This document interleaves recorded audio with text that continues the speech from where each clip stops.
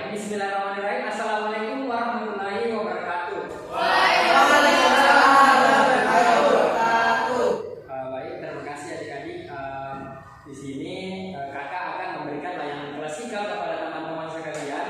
Di mana sebelum kita memulai layanan klasikal ini, ada baiknya mungkin kita sama-sama berdoa terlebih dahulu ya, teman-teman. Baik, doanya kakak yang pimpin. Marilah kita bersama-sama berdoa kepada Tuhan agar proses pembelajaran kita hari ini bisa berjalan dengan baik. Berdoa dulu ya.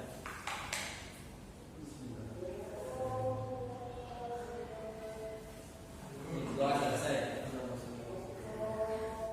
Baik, nah gimana nih kabarnya teman-teman sekalian? Alhamdulillah kalau baik-baik. Kalau yang kalian tidak baik, kakak doakan semoga cepat membaik ya.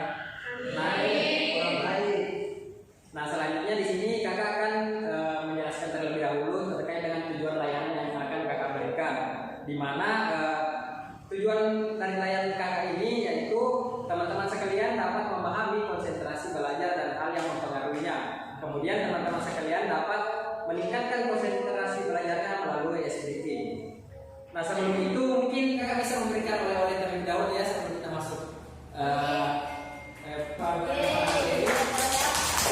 Oleh-olehnya itu yel-yel ya, yel-yel. Jadi kalau kakak bilang selamat pagi, teman-teman jawab pagi, selamat pagi. Oke? Oke. Selamat pagi. Pagi, selamat pagi. Terima kasih. Baik, langsung saja isi kakak isi saya sendirinya untuk melayangkan materi kakak. Nah, baik, adapun topik pada pemberian layanan klasikal yang akan kakak berikan yaitu terkait dengan konsentrasi belajar terganggu, ice breaking solusinya. Nah, adapun topik yang akan kakak bahas di sini terkait dengan ada 4 topik. Yang pertama itu terkait dengan pengertian konsentrasi belajar, yang kedua ada faktor-faktor yang mempengaruhi konsentrasi belajar, yang ketiga ada pengertian ice breaking dan kaitannya dengan konsentrasi belajar, dan yang keempat ada manfaat ice breaking. Nah sebelum itu apakah ada teman-teman yang tahu apa pengertian dari konsentrasi belajar itu? Tidak, Kak. Tidak ada ya? Nah di sini kakak jelaskannya terkait dengan konsentrasi belajar. Nah konsentrasi belajar itu sebenarnya dibagi menjadi 2 kata. Dua kata yaitu kata konsentrasi dan belajar. Di mana konsentrasi dan belajar ini memiliki makna yang berbeda. Konsentrasi itu sendiri merupakan kondisi di mana pikiran atau asosiasi suatu individu diaktifkan oleh sensasi di dalam tubuh. Ini menurut Will dan Lengo. Nah, konsentrasi terjadi sebuah pemusatan pikiran terhadap suatu hal dengan menyampaikan hal yang lain yang tidak berhubungan dengan apa yang dilakukan saat itu.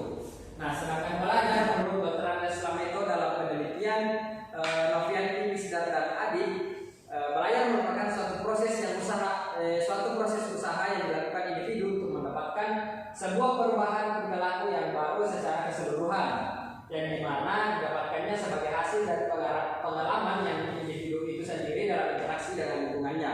Nah, mungkin teman-teman semua tahu kata pepatah belajar tuntutlah ilmu sampai ke negeri Jiran. Jadi itu maknanya sebenarnya belajar itu tidak ada habisnya. Teman-teman bisa belajar dimanapun dan kapanpun. Nah, dari penjelasan kakak tadi terkait dengan konsentrasi dan belajar, apakah ada teman-teman yang bisa menyimpulkan apa itu konsentrasi belajar? Tidak ada Kak. Oh iya baik. Di sini kakak akan menjelaskan terkait dengan pengertian konsentrasi belajar.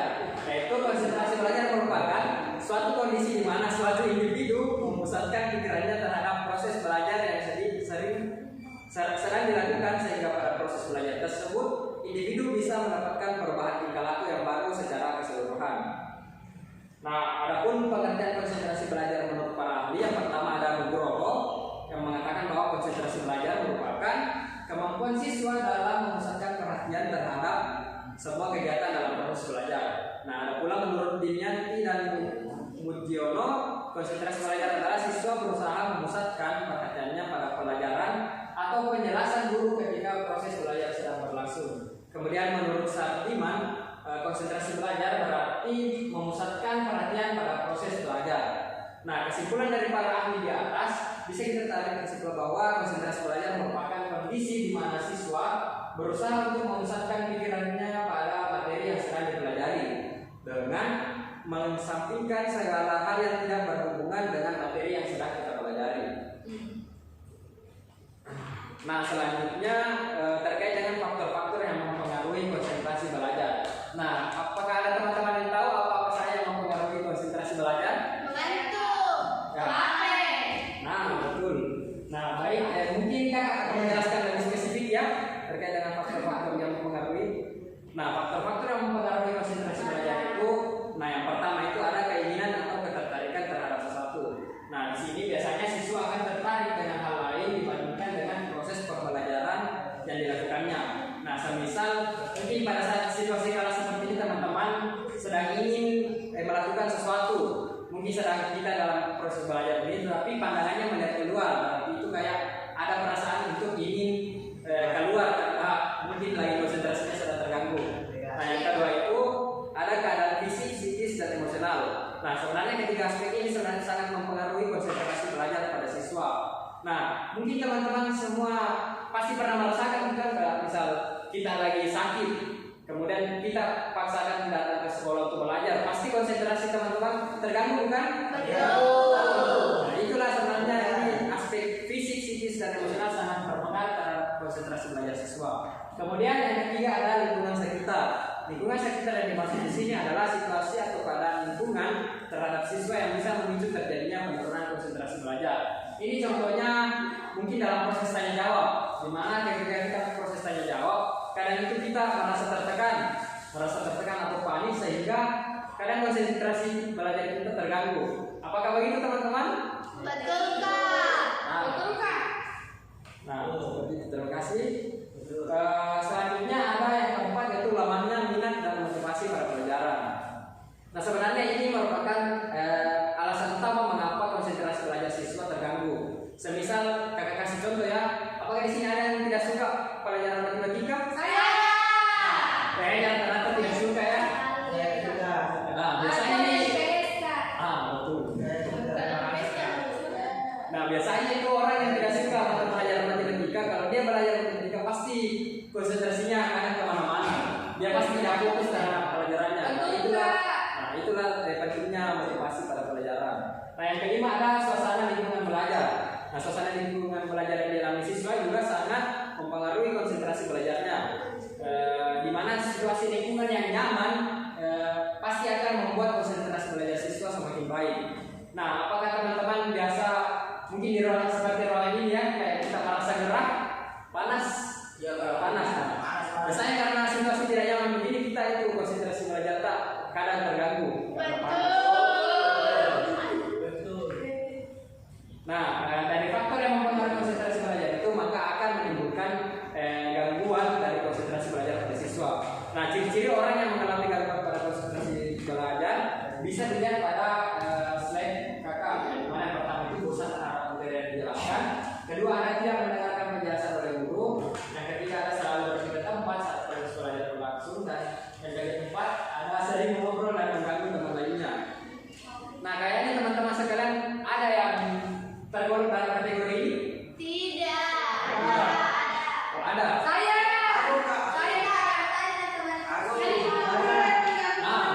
Berarti kalau teman-teman sebenarnya sudah sering mengobrol, berarti itu tandanya teman-teman sudah Tidak terganggu ya. Paham. Nah, selanjutnya pengertian SBG dan kaitannya dengan konsentrasi belajar. Nah, sebelum itu sepertinya kakak mau kasih kembali deh. Selamat pagi. Baik, terima kasih. Nah, pengertian SBG. Nah, berdasarkan pendapat para ahli, yaitu Budiman dan Panani, SBG merupakan suatu bentuk permainan atau kegiatan yang bertujuan untuk mengubah suasana bekuan dalam kelas. Nah, sedangkan menurut Panani, SBG adalah suatu kegiatan yang bisa digunakan untuk memecahkan kebekuan suasana menjadi cair dan dapat kembali seperti keadaan semula atau lebih kondusif. Sehingga dapat kita tarik kesimpulan bahwa SBG adalah salah satu metode yang bisa digunakan oleh para guru di sekolah untuk membangkitkan kembali semangat serta konsentrasi belajar siswa yang sudah terganggu akibat kurangnya minat belajar yang dimiliki. Nah sebenarnya ice breaking ini perlu kakak beritahukan kepada teman-teman sekalian, itu biasanya diberikan di awal proses pembelajaran maupun di tengah proses pembelajaran. Di awal itu supaya teman-teman mulai terpacu dan semangat dalam mengikuti pembelajaran, sedangkan kalau di tengah pembelajaran itu teman-teman diberikan ice breaking agar apabila fokus teman-teman sudah mulai terganggu atau sudah capek dalam materi, nah maka diberikan ice breaking untuk meningkatkan kembali konsentrasi belajarnya. Nah yang kemudian ada manfaat ice breaking. Nah kepada teman-teman apakah ada manfaat? Apakah ada yang tahu apa manfaat ice breaking? Tidak. Baik, kakak akan jelaskan ya di sini. Jadi mohon disimak ya baik. Nah, yang pertama itu membiasakan diri untuk berpikir secara kreatif. Nah biasanya karena kita sering melakukan ice breaking, maka kita kadang lebih kreatif dalam sesuatu. Yang kedua adalah meningkatkan serta memaksimalkan otak dan kreativitas. Yang ketiga adalah membiasakan berinteraksi dalam kelompok untuk melatih kerjasama. Nah ini maksudnya ketika kita sedang melakukan ice breaking, kadang kita saling berkomunikasi kepada teman-teman kita sehingga akan terjalin kerjasama antara teman kita. Nah yang keempat adalah menanamkan dan meningkatkan rasa percaya diri. Nah seperti halnya tadi ice breaking kita yaitu selamat pagi. Nah itu sebenarnya sudah menimbulkan rasa percaya diri kepada teman-teman sekalian. Nah selanjutnya ada yang kelima ada melatih menentukan strategi secara matang. Yang keenam ada melatih kreativitas dengan bahan yang terbatas. Yang ketujuh ada melatih konsentrasi, berani berekspresi dan tidak takut salah. Yang kedelapan ada merekatkan hubungan interpersonal yang renggang. Dan kesembilan adalah melatih untuk menghargai orang lain. Nah maksud dari melatih untuk menghargai orang lain di sini karena ice breaking, ketika seseorang memberikan ice breaking kan tidak baik juga kalau kita tidak memperhatikan orang tersebut. Jika kita tidak memperhatikan berarti itu tandanya kita tidak menghargai orang tersebut. Nah, jadi mungkin itu saja dari kakak. Selanjutnya mungkin kakak bisa berikan sedikit kata-kata motivasi ya kepada teman-teman sekalian. Nah, teman-teman bisa melihat di slide kakak di mana jadilah yang terbaik karena menjadi baik saja itu tidak cukup. Nah, maksudnya di sini kayak kita harus selalu berpikiran bahwa kita itu harus menjadi yang terbaik karena menjadi yang baik saja itu sebenarnya sudah banyak, tetapi menjadi yang terbaik itu hanya satu orang dari sekian banyaknya orang. Nah mungkin saya memilih dari kakak. Nah seperti karena kayaknya teman-teman sekalian sudah kehilangan konsentrasi, ada baiknya kita yang melakukan ice breaking dulu ya. Nah ice breakingnya kakak ini terkait dengan tebak gambar. Jadi teman-teman akan melihat sebuah video dan akan menebak gambar apakah yang ada di slide kakak. Kakak boleh ya? Ya kak. Kita langsung saja jawab ya, kalau sudah ada dalam pikirannya langsung saja jawab. Kita interaktif saja. Ya kak. Ya kak. Apa tadi? Tebak gambar. Tebak. Orang. Udah, jawab apa ini? Kucing. Harimau, zebra. Harimau. Kira-kira apa? Harimau. Zebra. Nah, sebenarnya ini anjing. Nah, yang kedua yang apa kayak ini? Yang apa? Singa. Singa. Singa. Harimau.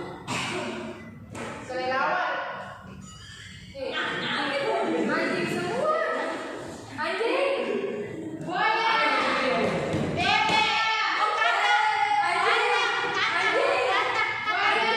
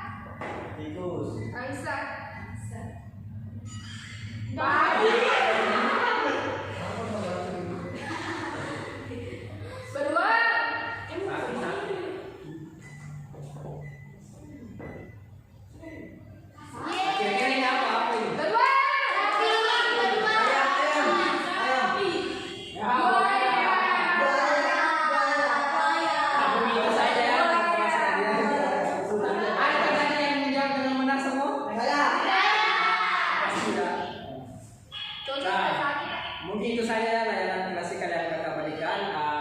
Di sini kakak mengucapkan banyak terima kasih kepada teman-teman sekalian karena telah bersedia untuk mengikuti layanan klasikal yang kakak berikan. Nah, di sini sebelum kita menutup pembelajaran kita pada hari ini, semoga apa yang kakak berikan pada hari ini bisa tertanam pada pikiran teman-teman sekalian dan bisa diamalkan pada proses belajar di kelas masing-masing. Mari kita berdoa bersama-sama teman-teman sekalian, berdoa bersama-sama agar apa yang dipelajari bisa kita amalkan ke depan sehari. Berdoa dimulai.